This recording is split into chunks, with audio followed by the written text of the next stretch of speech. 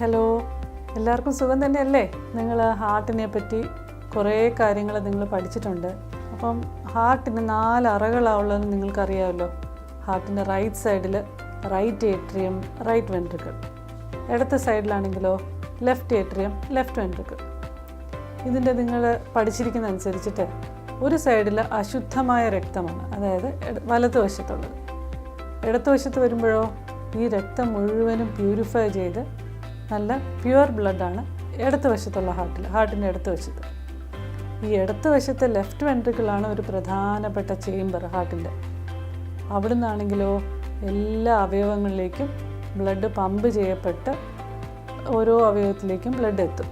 അപ്പോൾ എന്തിനാണ് ഈ ബ്ലഡ് എത്തുന്നത്? ബ്ലഡിൽ നിന്നാണ് ഓക്സിജൻ കിട്ടുന്നത്. അപ്പോൾ ഇത്രയും കാര്യങ്ങളാണ് നമ്മൾ അറിഞ്ഞിരിക്കേണ്ടത്. അപ്പം ഓക്സിജൻ ഓരോ അവയവത്തിലും കിട്ടുന്നത് ഈ ഹാർട്ടിൽ നിന്നും പമ്പ് ചെയ്യുന്ന ബ്ലഡിൽ നിന്നാണ്. തിരിച്ചപ്പം ബ്ലഡിലേക്ക് എന്താണ് ചെല്ലുന്നത്? Impure blood. ഇംപ്യുവർ ബ്ലഡിനകത്ത് എന്താണെന്ന് വെച്ചാൽ കാർബൺ ഡൈ ഓക്സൈഡ്, അതായത് ഈ ടിഷ്യൂസ്, നമ്മുടെ കോശങ്ങളിൽ നിന്ന് പുറപ്പെടുന്ന വേസ്റ്റ് മെറ്റീരിയൽസ്, അതായത് കാർബൺ ഡൈ ഓക്സൈഡ്, അത് ഈ വെയിൻസ്, അതായത് അശുദ്ധമായ ബ്ലഡ് കൊണ്ടുപോകുന്ന ധമനികളെയാണ് വെയിൻസ് എന്ന് പറയുന്നത്. വെയിൻസ് വഴി തിരിച്ച് അത് ഹാർട്ടിലേക്ക് എത്തും. അത് ഹാർട്ടിൻ്റെ വലത്ത് വശത്തേക്കാണ് എത്തുന്നത്. അപ്പം നേരത്തെ പറഞ്ഞതുപോലെ ഹാർട്ടിൻ്റെ വലത്തുവശത്ത് ഇംപ്യുവർ ബ്ലഡും ഇടത്ത് വശത്ത് പ്യുവർ ബ്ലഡുമാണ്. എന്നിട്ട് ഈ ഇംപ്യുവർ ബ്ലഡ് വലത്തുവശത്ത് എത്തിയിട്ട് എന്ത് സംഭവിക്കും? അത് പൾമണറി ആർട്ടറി വഴി ലങ്സിലേക്ക് പോകുന്നു, അതായത് നമ്മുടെ ശ്വാസകോശത്തിൽ പോയിട്ട് ഈ ബ്ലഡിനെ പ്യൂരിഫൈ ചെയ്ത് ഇടത്ത് വശത്തേക്ക് എത്തുന്നു.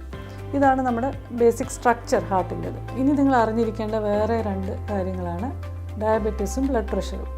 നിങ്ങൾ വിചാരിക്കും, അയ്യോ ഞങ്ങൾ എന്തിനാണ് ഇതിനെപ്പറ്റി അറിയുന്നത്? പക്ഷേ നിങ്ങളുടെ പ്രായത്തിൽ ഒരുപാട് കുട്ടികളിൽ ബ്ലഡ് പ്രഷറും അഥവാ ഷുഗർ, ഈ 2 കാര്യങ്ങൾ കാണാറുണ്ട്. അത് ഈ ബ്ലഡ് പ്രഷർ എങ്ങനെയാണ് ഉണ്ടാകുന്നത്?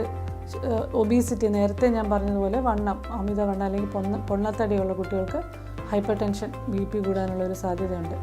അപ്പം അത് കുറയ്ക്കുക. അതിനുവേണ്ടി അഗെയിൻ എക്സർസൈസിലേക്ക് നമ്മൾ തിരിച്ചു വരുന്നു. എക്സർസൈസ് ചെയ്യുമ്പോൾ നമ്മുടെ ആക്ടിവിറ്റി കൂടുമ്പോഴത്തേക്കും പൊണ്ണത്തടി കുറയുന്നു, അങ്ങനെ BP കുറയുന്നു.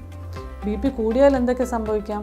BP കൂടിയാൽ ഞാൻ നേരത്തെ പറഞ്ഞ ഹാർട്ട് അറ്റാക്ക് ഉണ്ടാകാം, അല്ലെങ്കിൽ ബ്രെയിനിലെ പ്രശ്നങ്ങളുണ്ടാകാം, സ്ട്രോക്ക് പോലുള്ള അസുഖങ്ങളുണ്ടാകാം, കിഡ്നിക്ക് ഡാമേജ് ഉണ്ടാകാം. ഇതെല്ലാം BP കൂടിയാൽ. അപ്പം ആദ്യമേ BP കൂടുന്നത് നമ്മൾ അവോയ്ഡ് ചെയ്യുക. 1. രണ്ടാമത് ഷുഗർ. കുട്ടികളിലും ഷുഗർ കാണാറുണ്ട്.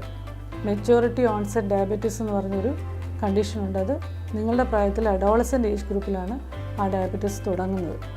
അതിനും ഉള്ള മെയിൻ റീസൺ അമിതവണ്ണമാണ്. ഹെൽത്തി ആയിട്ടുള്ള ഫുഡ്, ഫൈബർ, നമ്മുടെ ഭക്ഷണത്തിൽ ഫൈബർ ഉൾപ്പെടുത്താനായിട്ട് ശ്രമിക്കണം.